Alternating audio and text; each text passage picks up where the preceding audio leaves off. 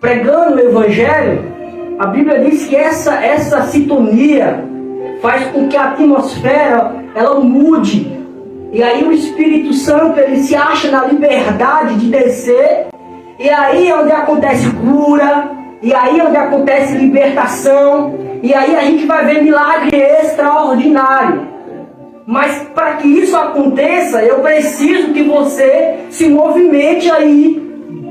Porque vocês fazem a parte de vocês aí, eu faço a minha parte aqui, e o Espírito Santo faz a parte dele. Amém. Amém. E aí nós vemos o quê? A glória de Deus sobre esse lugar. Basta com que isso nós atraímos a presença do Espírito Santo. E eu pergunto aqui nessa noite, você está disposto a atrair a presença do Pai para esse lugar? Aleluia. Você está disposto mesmo?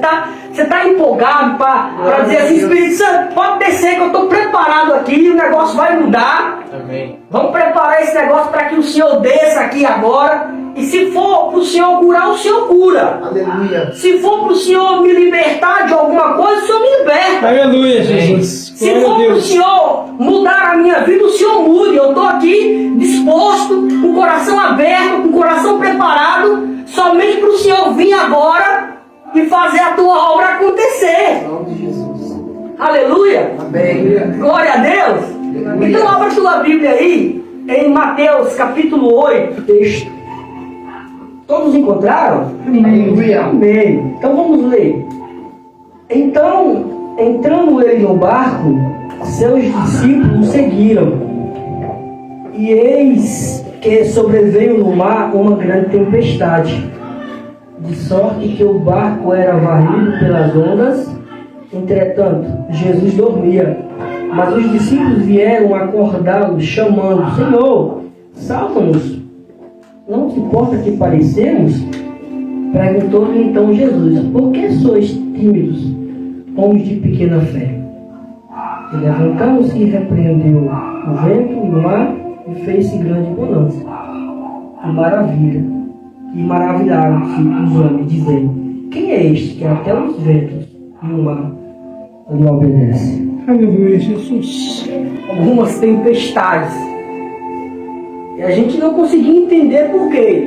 Eu sabia que era resultado daquilo que o Senhor tinha me usado naquele dia.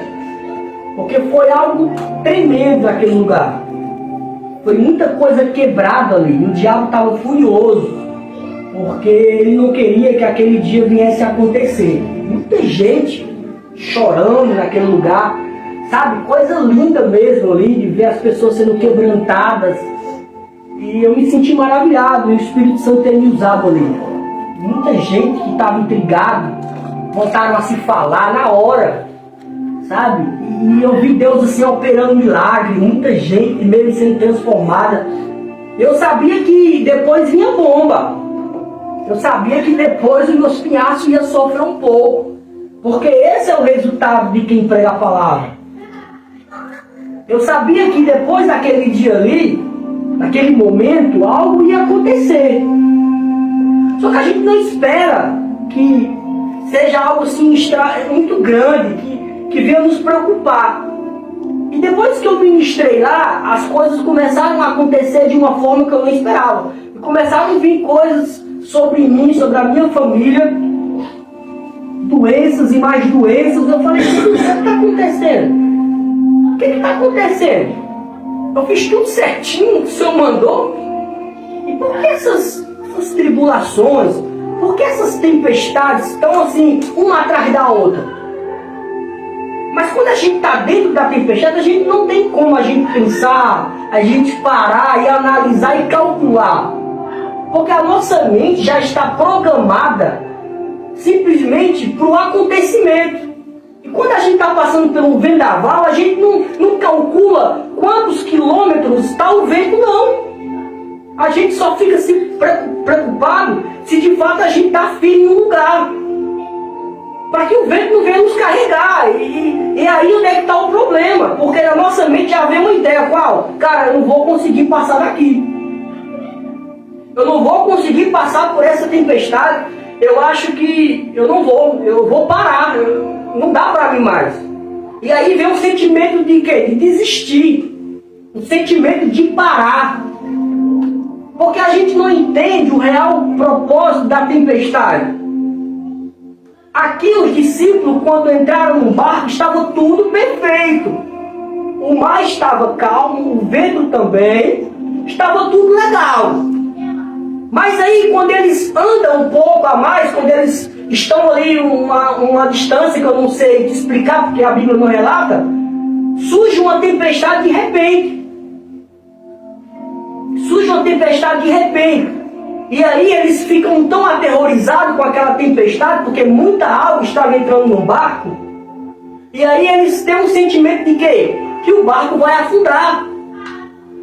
Eles achavam que o barco ia afundar, então por isso que eles correm para o mestre, diz, mestre, não te importa que parecemos, nós vamos afundar, e o senhor continua aí dormindo? O sentimento deles era o quê? É que o barco ia afundar. O sentimento dos discípulos é que a embarcação ia afundar, porque era muita água que entrava no barco. E eles estavam preocupados em quê? Em tirar a água do barco, para que o barco não viesse a afundar. E aí eles viram que não tinha jeito, correram para quem? Para Jesus. E aí Jesus adverte, ia dizendo, homens de pequena fé. Agora o que a gente aprende aqui em meio a essa mensagem? Primeira lição. O fato de Jesus estar no barco não significa que nós vamos estar isentos ou proibidos de passarmos por tempestade. Às vezes a gente se acha que está com Jesus e a gente acha que a gente está bloqueado de passar por tempestade. Às vezes a gente diz, não, mas eu estou indo para a igreja, eu estou dando o dízimo certinho, eu estou orando, eu estou jejuando, eu estou fazendo tudo legal. Ninguém pode tocar em mim. Ninguém pode tocar em mim. Porque eu estou certinho. Mas quem disse que ninguém pode tocar em você? Porque tem tempestade que você e eu atrai pelos nossos erros. Isso é verdade, tem coisa que a gente passa, mas é dos nossos erros. Mas tem tempestade que a gente passa, que é o próprio Cristo que coloca para provar a minha fé e a sua fé. Você sabia disso? Que tem tempestade que Cristo coloca na nossa vida para provar a nossa fé, para medir a nossa fé, para saber de fato qual é a capacidade nossa diante de uma tempestade. É como se fosse um teste. Cristo, Ele coloca algo para nos provar e diz assim, eu quero ver se você vai passar por isso mesmo. Quero ver se você vai desistir. Eu quero ver se você vai continuar ou você vai parar. Porque sempre no final da tempestade vem o quê? Vem abundância, vem coisa boa.